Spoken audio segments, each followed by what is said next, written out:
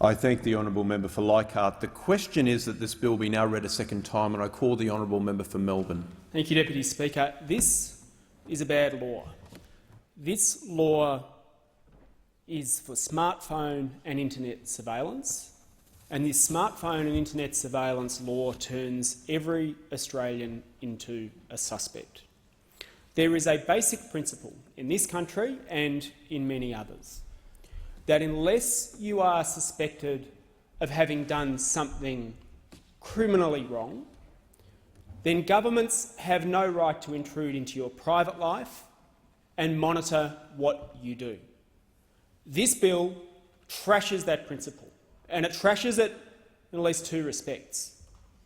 This bill treats everyone in this country, whether or not they are suspected of having done something wrong, the same. In other words, someone who is just using their smartphone on a train to browse the web on their way home is treated exactly the same as someone who is suspected of having committed a crime. The same data is kept about you and is stored and is able to be accessed. And the second way in which it trashes this fundamental principle is that you don't even need a warrant to get access to this information. There's suggestions that an amendment will be moved to give some protection to journalists, but if the protection can be given to journalists, why can't it be given to everyone? In other words, why are we now departing from the principle that says if a police officer or an enforcement agency thinks someone has done something wrong, they go to a judge and they convince them that this person is such a suspect that their private life now needs to be intruded upon and looked at by government? The government is saying we don't need that anymore. In other words, it will be as it is at the moment, as simple as filling in a form to say we want access to this person's metadata. Now, what is metadata? What is the kind of information that is going to be captured? We've had our Attorney-General try and explain that to us, and frankly, Deputy Speaker, watching that interview where Attorney-General Bandt tried to explain what metadata was like watching my dog try to play chess. Completely out of his depth. Going on national television and saying, we really need this power, and then when the interviewer said, well, actually, what information do you want, could not explain it. And the government tries to hide behind that uncertainty and that obfuscation to say, don't worry, it's only a little bit of information. Well, if you call your doctor from your phone and then you jump on a bus to go and visit your doctor and you're browsing the web while you're there on the bus, and then when you get home from the doctor you use your phone to call your close friends and family, you could paint a bit of a picture about what you've been doing just in that afternoon alone, just from that. Because when you have enough bits of data, you don't need to listen in on a phone call. You know what someone has been doing. And that's exactly what the heads of the National Security Agency in the US have said about this. NSA General Counsel Stuart Baker has said, and I quote, metadata absolutely tells you everything about somebody's life. If you have enough metadata, you don't really need content because you can put together that picture. What the former director of the NSA and CIA went on to say, he said that's absolutely correct, and then went on to say, and I quote, we kill people based on metadata. That is from the former head of the CIA or the NSA. Because their view as security agencies, if you can put enough pieces of information together, you don't need any more nowadays to listen into the content of calls. We can just put together enough of a picture and know what someone is doing. Now, that's in the context of law enforcement and potentially international activity. Now these same laws and principles are going to be brought to every citizen in this country without safeguards. And there was a suggestion from the previous speaker that this will somehow help us catch tech-savvy criminals. Mr Deputy Speaker, this law applies to Australian service providers. Let's just take email. If you didn't want your email metadata to be caught, All you need to do is go and use a Google webmail, and then you won't be caught.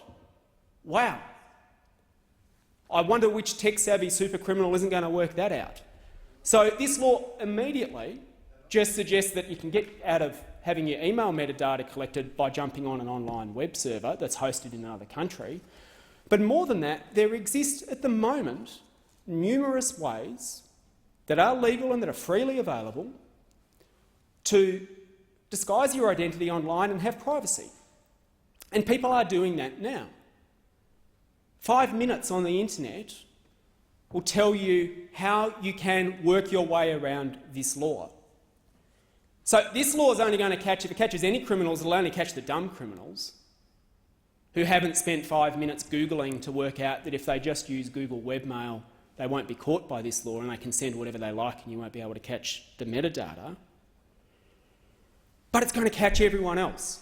People who wouldn't think about moving to some virtual private network or shifting from an Australian server onto a Google-based international webmail server because they're not suspected of having done anything wrong. Why would they? Why would they go to the trouble? They're the ones who are going to be caught by this bill.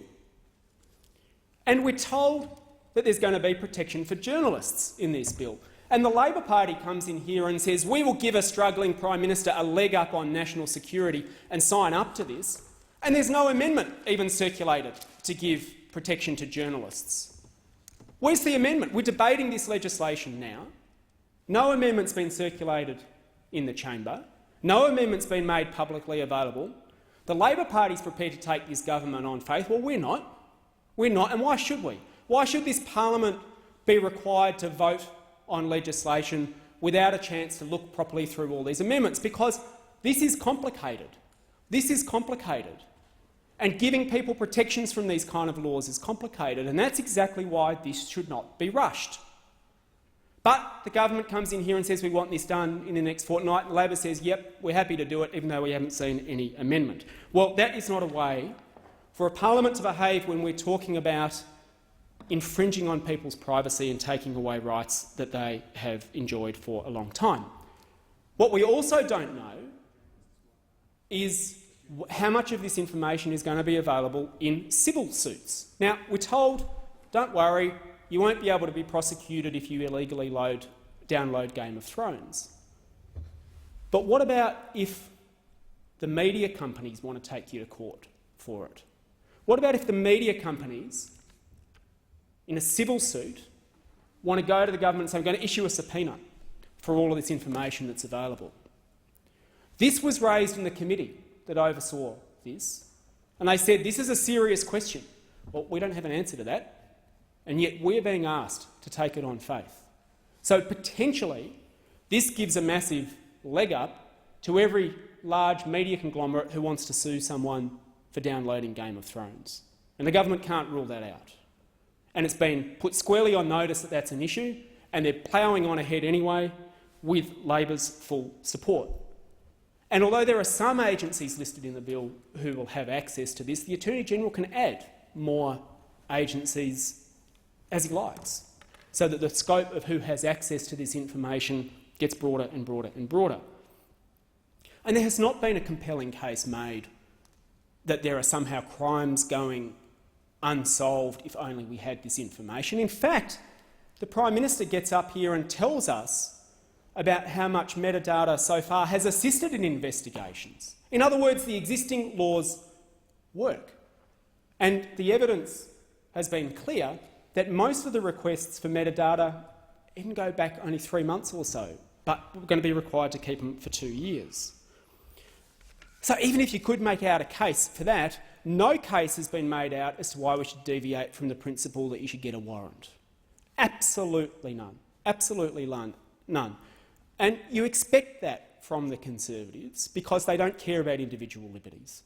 They do not care about individual liberties, and they're quite happy to take them away with a stroke of a pen. But it's surprising. It's surprising that the Labor opposition has been also prepared to say, instead of fixing the existing system by changing it so that agencies have to get a warrant, we're just going to make sure that they can get whatever they like. No one has to get a warrant for anything. You just have to fill out a form to find what an ordinary Australian citizen has been doing and where they've been and who they've been talking to for the last 2 years, even though they're not suspected of having done anything wrong. Now, EU and the Netherlands don't go down this road, and for good reasons. And you have to ask the question, Mr Deputy Speaker, why is the government taking these steps? Why is there such a zeal to monitor what people do online? Because going online should be a place where you are free to speak, where you are free to organise, where you are free to browse, provided that you don't break the laws of the land that you're in. It should be a place where people free from government surveillance are able to share their views. And that is incredibly scary to the government that such a place exists. And so what do? Well, we'll make sure that everyone is now subject to ongoing surveillance as if they were a suspect. And in an era where a lot of people's lives are lived online, individuals should have the right to have a digital forgetting of things that they've done in the past. And I want to quote from something that the now Communications Minister said about this a couple of years ago. Malcolm Turnbull said, "Surely as we reflect on the consequences of the digital shift from a default of forgetting to one of perpetual memory, we should be seeking to restore as far as possible the individual's right not simply to their privacy, but having the right to delete that which they have created in the same way as can be done in the analogue world." Well, I agree. And many, many other people around this country agree. And the government is trashing that principle. And so I am not prepared to listen to anything this government says about wanting to protect individual rights when they come here with this piece of legislation, because they're utter hypocrites. They are utter hypocrites, and Labor, in joining them, in turning every citizen into a suspect, are also tarred with the same brush. Now, in that respect, I move the following second reading amendment, and this is in the terms that have circulated, that all words after that be omitted with a view to substituting the following words. The House declines to give the bill a second reading until a review is carried out with particular reference to how civil litigants would be able to access the data collected, 2, the adequacy of data destruction requirements for data acquired under the scheme, and 3, consider the impacts on and implications for journalism and other sensitive professions and their work under the legislation. Now, these amendments should be supported by everyone in this House because these are issues that were raised during the committee inquiry into this bill. Now, as for those who are listening but are not aware, the committee that inquired into this bill is just made up of Labor and Liberal. It's a closed shop. It recommended that the bill be passed with some amendments, but did say there are some concerns. And these are some of the concerns that have been raised. And they are not addressed in this bill. We've talked about journalism already. There's supposedly going to be protections on journalists, but where's the amendment? We're being asked now to vote for this without any amendment being circulated so that we can test whether it's in fact going to do the job. The committee was also put on notice that there are real questions about what's going to happen in civil litigation. There will be a mass of information sitting there about who does what, who did what when, online, on their smartphone. And you can bet your bottom dollar that someone who wants to sue someone else, a big company that wants to sue an individual, company that wants to sue another company, will want to get access to that. Are they going to be able to? Well, we don't know. So the House should defer consideration of this bill until those issues have been resolved. Anyone who cares about proper process, anyone who cares about an individual's right to some kind of privacy, anyone who doesn't believe that every individual should be automatically treated as a suspect, but even if you disagree with all of that, if all you do is agree with what the Joint Committee said, then you should support this amendment. You should not allow this bill to be rushed through this House when there are big question marks over the use in civil litigation and you are potentially exposing people to being sued for downloading Game of Thrones. You should not pass this bill until you've worked out what you're going to do about journalists or about data destruction. And so I commend the amendment to the House, and this bill should be voted down.